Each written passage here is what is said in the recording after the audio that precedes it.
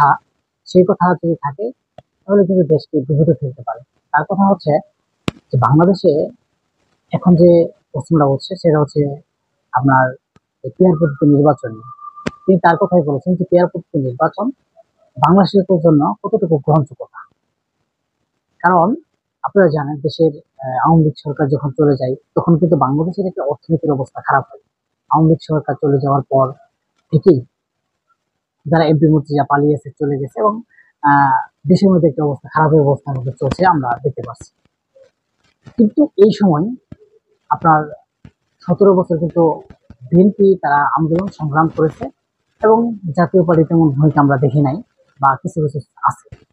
এবং জাতীয় পার্টিকে আপনার জামাতকে জামাত তাদের কোনো কার্যক্রম আমরা দেখি নাই।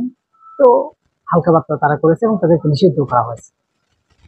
যাই হোক, হঠাৎ করেই তারা ক্ষমতার লোভে মানে ক্ষমতা পাওয়ার জন্য কিছু দাবি করছে এবং তাই বলেছেন বিএনপি সালাউদ্দিন সাহেব এবং বিএনপির মির্জা ফখরুল ইসলাম এবং রুহুল কবির রিজভী এবং রেনী সাহেব এবং বিএনপির অনেক আহ, বড় বড় নেতা তারা কিন্তু এই কথাগুলো বলছেন যে যদি এই মুহূর্তে দেশের আপনার এই যে পেয়ার পদ্ধতি মানা হয় তাহলে দেশ অনেক ক্ষতির মধ্যে পড়বে। কারণ অন্যদিকে জামাত এবং চরমোনাই তারা পেয়ার পদ্ধতি নির্বাচন দখল করবে এবং পেয়ার পদ্ধতি নির্বাচন তাদের প্রয়োজন এবং তারা রাজপথে সে জবাব দিয়ে এবং দখল করবে এবং পেয়ার পদ্ধতি তাদের দিতে হবে।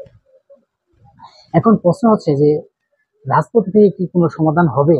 রাজনৈতিক দলেরা যদি ঐক্য না থাকে, তাদের মধ্যে যদি মিল না থাকে, তারা যদি নিজেদের মধ্যে একটা বিভাজন সৃষ্টি করে, তাহলে কি এই অসাংবিধানিক কিছু নিয়ম কি মিল হবে না হবে না? এখন আপনারা দেখেন এই মুহূর্তে যদি আপনার এই সালাউদ্দিন সাহেব যেটা বলেছেন এই মুহূর্তে যদি আহ, তাদের কথাই মানে নির্বাচন কমিশনার যদি পিয়ারবোধ নির্বাচন ঘোষণা দেয়, তাদের তারা তাদের দাবি পালন করলো, যে তাদের কথা মানলো, তখন বিএনপি কি করবে? রাজপথে নামবে, তারা মানবে না এবং বিএনপি নির্বাচন করলো না। জামাত বলে এখন যদি বিএনপি না বলে তাহলে কি রাজনৈতিক নির্বাচন কি সুষ্ঠু হবে না হবে না?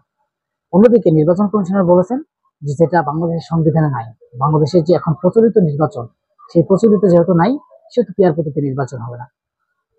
এখন সালাউদ্দিন সাহেব যেটা বলেছেন যে দেশ বিপদে ফেলতে পারে এই অসাংবিধানিক এবং এই পিয়ার পদ্ধতি নির্বাচন, এটা কিন্তু বাংলাদেশের জন্য একটা প্রভাব পড়তে পারে এবং সেটা দেশের বিপজ্জনক হতে পারে। কারণ কারণ এটা হচ্ছে যে পিয়ার পদ্ধতি নির্বাচন যদি এই পদ্ধতি নির্বাচন যদি মানে তাহলে কিন্তু না মানলে এই যে তারা আন্দোলন সংগ্রাম করছে বিএনপি আন্দোলন করে তখন কিন্তু বাংলাদেশের একটা অবস্থা খারাপের দিকে যাবে। তখন দেখা যায় বাংলাদেশে আওয়ামী লীগের জন্য আসার একটা সুযোগ থাকবে, আওয়ামী লীগ একটা নির্বাচন করার সুযোগ থাকবে। এটাই সালাউদ্দিন সাহেব বোঝাতে চেয়েছেন। আমরা এটা বিস্তারিত উল্লেখ করে ধরতে চাই যে এই যে জামাতের কেন এই কিছু নিয়ম নীতি হঠাৎ করে কেন তাদের পেয়ার লাগবেই, পেয়ার ছাড়া তাদের হবে না এবং এই যে চরমোনাই পেয়ার লাগবেই এবং এনসিপির যারা জুলাই গণঅভ্যুত্থানে নেতৃত্ব দিয়েছেন তারা কিন্তু উচ্চ কক্ষে চাইছেন, তারা নিম্ন কক্ষে চায় নাই।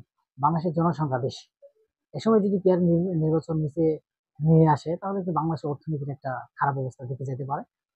এর জন্য কিন্তু আসলে এরকম কিছু এই এই মুহূর্তে যদি এরকম কিছু দেয় এবং বাংলাদেশের জন্য সেটা কিন্তু আসলে বিপদ বলে আমি মনে করি। আসলে এই জিনিস থেকে আমাদেরকে বেরিয়ে আসতে হবে এবং এই সব জিনিস আমাদেরকে মানতে হবে। দর্শক, এই পেয়ার পদ্ধতি নির্বাচন বাংলাদেশে গ্রহণযোগ্য হবে না এবং হবেও না, এটা বাংলাদেশের জন্য গ্রহণযোগ্য হবে না।